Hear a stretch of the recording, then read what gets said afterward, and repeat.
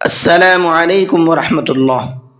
ہم لوگ قرآن کریم پڑھنا سیکھ رہے ہیں اور قرآن کریم کے اندر ہماری سورہ بقرہ چل رہی ہے اور سورہ بقرہ کی بھی الحمدللہ ہماری 107 آیتیں مکمل ہو چکی ہیں۔ آج کا سبق میں ہم سیکھیں گے سورہ بقرہ کی آیت نمبر 108۔ تو چلیے سبق کو شروع کرتے ہیں۔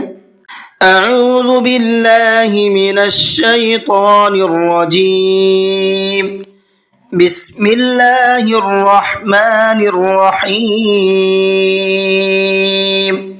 ام تريدون ان تسألوا رسولكم كما سئل موسى من قبل ام تريدون، را کو باریک کر کے پڑھنا ہے اس لیے کہ را کے نیچے زیر ہے۔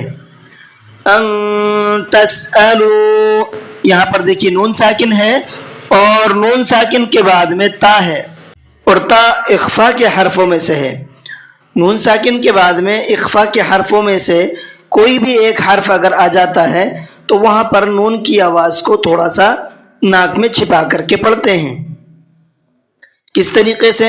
ان تسألوا، تسألو کے لام کو کھینچ کر کے پڑھنا ہے اس لیے کہ یہاں پر واو مدہ کا قاعدہ ہے، واو ساکن ہے اور اس سے پہلے پیش ہے تو اس کو بھی کھینچ کر کے پڑھیں گے۔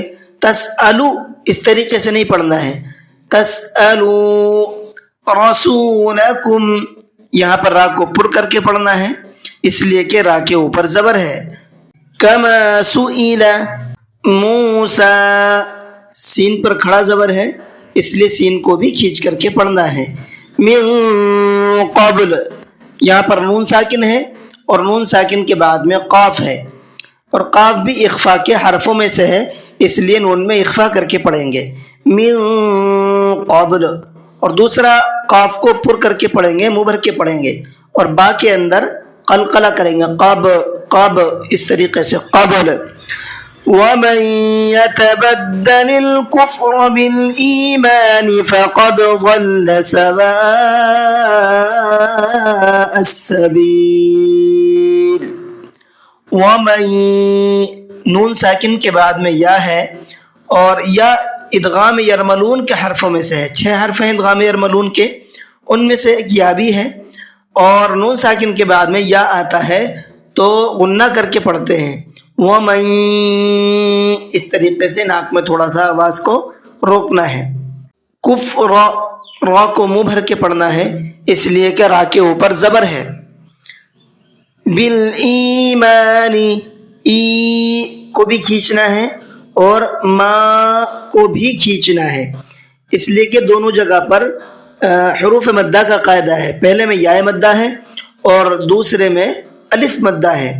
ایمانی، نون کے نیچے حرکت ہے، حرکت کا قاعدہ ہے، زیر ہے اور زیر والے حرف کو کھینچ کر کے نہیں پڑھتے ہیں اس لیے ایمانی اس طریقے سے نہیں پڑھنا ہے، نون کو نہیں کھینچنا ہے بلکہ ایمانی جلدی پڑھنا ہے نون کو۔ فقد، قاف کو پر کر کے پڑھنا ہے اور دال کے اندر قلقلہ کرنا ہے، فقد اس طریقے سے۔ ضل، ضاد کو پر کر کے پڑھنا ہے، سواء السبیل، سوا، یہاں پر دیکھیے بڑا مد ہے اور بڑا مد آنے کی وجہ یہ ہے کہ یہاں پر حروف مدہ ہے اور حروف مدہ کے بعد میں حمزہ اسی ورڈ کے اندر ہے جس میں یہ حروف مدہ ہے۔ جب بھی کبھی ایسا ہوتا ہے حروف مدہ کے بعد میں حمزہ اسی ورڈ کے اندر آ جاتا ہے جس میں حروف مدہ ہے تو وہاں پر بڑا مد لگایا جاتا ہے، اس لیے یہاں پر بڑا مد بنا ہوا ہے۔ تو یہ کچھ پوائنٹ تھے آپ کے تجوید کے جو آپ کو بتا دیے گئے ہیں، آپ ان پوائنٹ کا خیال رکھیے اور ان کا خیال رکھ کر کے آپ پریکٹس کیجئے، انشاءاللہ بہترین ادائیگی آپ کی تجوید کے اعتبار سے ہو جائے گی۔ تو چلیے اب اس کو پڑھ کر کے دیکھ لیتے ہیں۔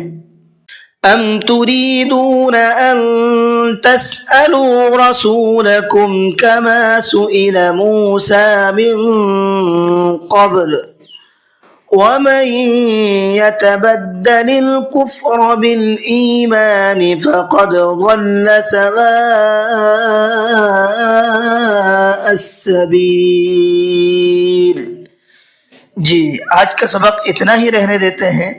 امید ہے کہ آپ کو سبق سمجھ میں آ گیا ہوگا اور ویڈیو بھی اچھی لگی ہوگی. اگر ویڈیو اچھی لگی ہے تو ویڈیو کو لائک کر لیں اور چینل پر نئے ہیں تو چینل کو سبسکرائب کر لیں تاکہ ہماری تمام قرآن کریم کو سیکھنے کی اپڈیٹ آپ تک پہنچتی رہے اور اسی طریقے سے ہم لوگ قرآن کریم کی برکات سے فیضیاب ہوتے رہیں. چلیے کلاس کو ختم کرتے ہیں. السلام علیکم ورحمۃ اللہ وبرکاتہ.